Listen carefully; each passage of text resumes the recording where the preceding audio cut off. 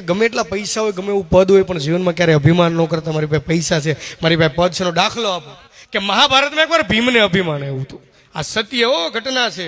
મહાભારતમાં એકવાર ભીમને અભિમાન આવ્યું એટલે ભીમે કુંતામાને પૂછ્યું કે એમાં દુનિયામાં સૌથી શક્તિશાળી હું હો. કુંતામાં કે ભીમ જે કરતો હોય કરી, બીજું રહેવા દે. તે ભીમને થોડું ખોટું લાગ્યું. તે ભીમે પાછું પૂછ્યું કે એમાં દુનિયામાં સૌથી શક્તિશાળી હું હો. કુંતામાં કે ભીમ ખાઈને તારે જવું હોય ને વિયો છે, બાકી આ રેવા. તે ભીમને થોડુંક વધારે ખોટું લઈ ગયું, સમજ્યા? આમ ડીશનો બહાર ઘા કરીને વિયો ગયો.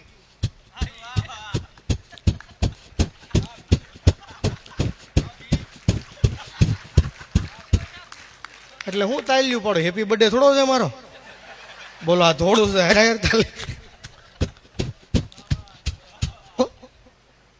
કેમ કે શક્તિનું અપમાન થયું હતું. કુંતામાં એમ કીધું તારામાં શક્તિ નથી. તેલના ડબ્બા હું લાવું, બોલો બેંગ્લોર જઈને મેં ધંધા કરવી તો શક્તિ નથી એમ કે શું કરવું અમારે કયો. શક્તિનું અપમાન થયું હતું. રસ્તામાં એક રાક્ષસ હતો. રાક્ષસ ભીમને શક્તિ તો બતાવી હતી. તે ભીમે આખો પહાડ ઉપાડીને માર્યો રાક્ષસને. રાક્ષસ કે છોકરા કાકરી સાળો નહીં.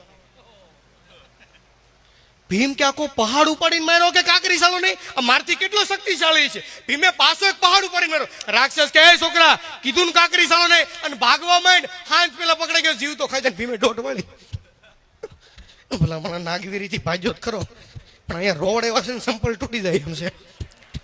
જડ રવા પર આવી જાય તો સીધો બસમાં ચડી જાય. થાકી ગયા ભલા મને.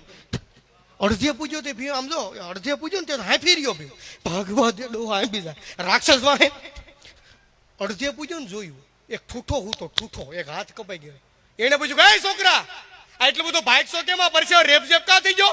કે બાપુ રસ્તામાં એક રાક્ષસ હતો તો મેં આખો પહાડ ઉપાડી માર્યો, અને બાપુ મારે વાહે પડ્યો, મને ભાગવા જો નકર મને ખાઈ જાય. અને 4 રાક્ષસ સાંભળી ગયો તને ખાઈ જાવ. એ કે ભજીયા ખાવા 10 મિનિટ ખાઈ, પણ મને રહેવા દે. તે ઠૂઠો વિશે પડ્યો.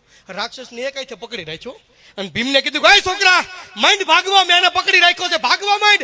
હાજ પેલા છૂટી ગયો તો મને તને બે ને ખાતે માંડ પકડ. ભીમે દોટ વાળી ભલા મને 3 વાર કીધું પણ સા ન આવી. બોલો આમાં હું કરું? આમાં તો ભાગી ભાગીને પરીક્ષા રેપ થઈ ગયો મારો બાપુ તો.